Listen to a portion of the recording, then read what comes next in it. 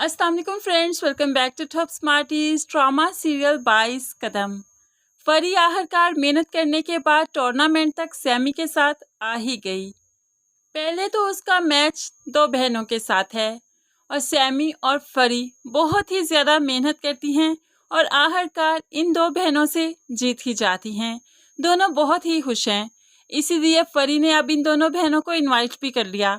मैं अपनी टीम बना रही हूँ, क्या आप लोग मेरी टीम में आना चाहेंगी? तो एक बहन कहने लगी, हम तो कब से मरी जा रही हैं किसी टीम में जाने के लिए, हम ज़रूर आपकी टीम को ज्वाइन करेंगी। जुनैद भी आगे बढ़कर फरी को मुबारकबाद देता है, अरे वाह, कमाल कर दिया तुमने तो फरी भी बहुत ही इतराते हुए कहने लगी, अभी तो शुरुआत है, आगे आगे देखिए होता है क्या। तो जुनैद भी कह देता है, अगर आप जीत गई तो आगे हमारा टाकरा होता ही रहेगा। अब तो असल मैच शुरू हुआ है। फरी और सैमी का मुकाबला है अब जुनैद और लीज़ा के साथ। फरी थोड़ी सी घबराई हुई है, इसीलिए तो सैमी से कहने लगी, अब हमें जीतना ही जीतना है हर कीमत पर, हम लीज़ा से हार नहीं मान सकते। इसी तरह दोनों टीमें मैदान में उतर आती हैं। सैमी बॉलिंग करवा रही है और लीज़ा बैटिंग कर रही है। हर बॉल पर चौका, छिक्के पर छिक्का। तो ये सब कुछ देखकर तो अब फरी परेशान हो गई। तभी वो कहने लगी, अभी बच्चों को मारकर खुश हो रही हो, तो ये लीज़ा भी कहाँ चुप रहती है। कहने लगी, जब मैच बच्चों के साथ है तो बच्चों को मारकर ही खुश होंगी ना। तो अब फरी को अपनी इंसल्ट फील हुई और फिर कहने लगी, फेंटा जब उल्टा पड़ गया ना तो पप्पा याद आ जाएंगे। ये दोनों टीम्स मैच तो कम खेल रही हैं, लेकिन लड़ाई ज़्यादा हो रही थी, जिसकी वजह से जुनैद बहुत ज़्यादा चिढ़ने लगा और ऐसे ही चिढ़ते हुए वो जब स्कोर लेने के लिए भागा तो गिर जाता है। लीज़ा और जुनैद दोनों ही गिर गए।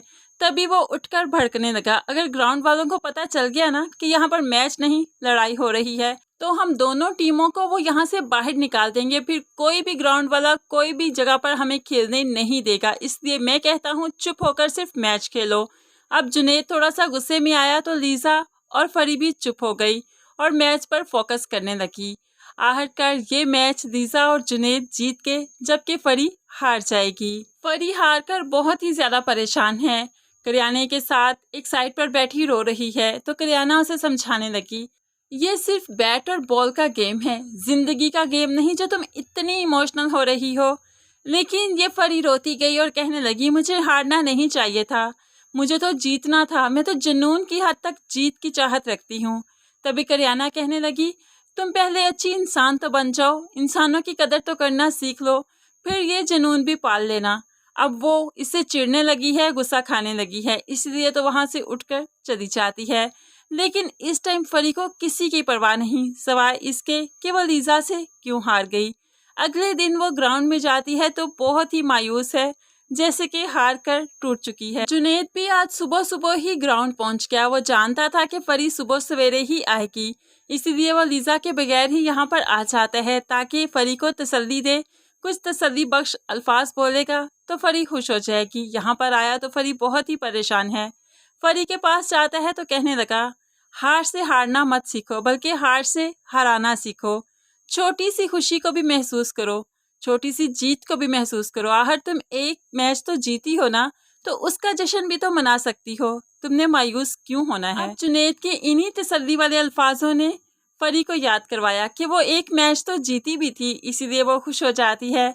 अब जुनैद को इसकी यही खुशी, यही हंसी तो चाहिए थी जिसके लिए वो सुबह सवेरे ग्राउंड में आया था। इसको बार बार खुश देखने की चाहत ही तो अब जुनैद के दिल में जगह बना रही है। आहिस्ता ही आहिस्ता ये चाहत मोहब्बत में बदल जाएगी।